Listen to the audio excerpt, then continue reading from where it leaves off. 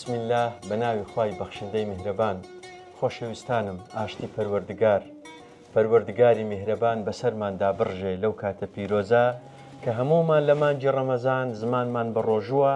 هەروەکو باسمان کرد زانایان دەڵێن خوای تەبارەک و تەعالا دەیەوێ مرۆڤەکان بکاتە فریشتە ئاسا کە ئاو ناخۆنەوە و خواردن ناخۆن. خۆشەویستانم، لە مانجی ڕەمەزان دڵەکانمان بە ئیمان دەبوژێتەوە.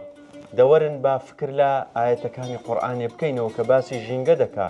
دەفەرمێ وەالشەمسی وەضحاها والقمر إذا تلاها والنهار إذا جلاها والليل إذا يغشاها. دوور و درێژن ئاەتەکان، دوایە دەفەرمێ وەنەفسی وما سواها فألهمها فجورها وتقواها. دوایە باسی ناخی مرۆڤەکان دەکا.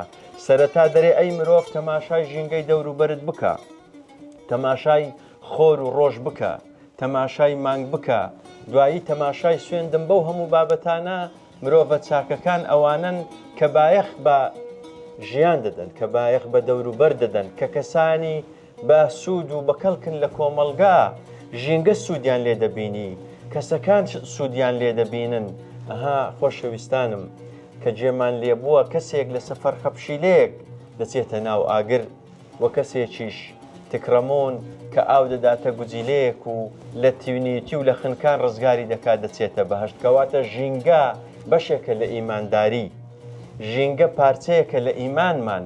ئەگەر بمانەوێ دڵەکانمان بە ئیمان ببوژێنینەوە، دەبابیر لە ژینگە و دەوروبەری خۆشمان بکەینەوە، ئەوانش ببوژێنینەوە، چونکە ئەویش چاوی لە دەستی مرۆڤەکانە.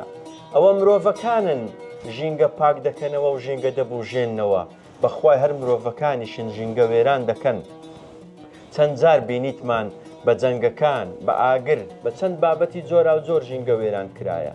لەبەر هەندێ بە باران بین، المؤمن كالغيث أينما وقع نفع. مرۆڤەکان و ئیماندارەکان وەکو بارانن، لە هەر شوێنێک بن ئەو شوێنە پاک دەبیتەوە.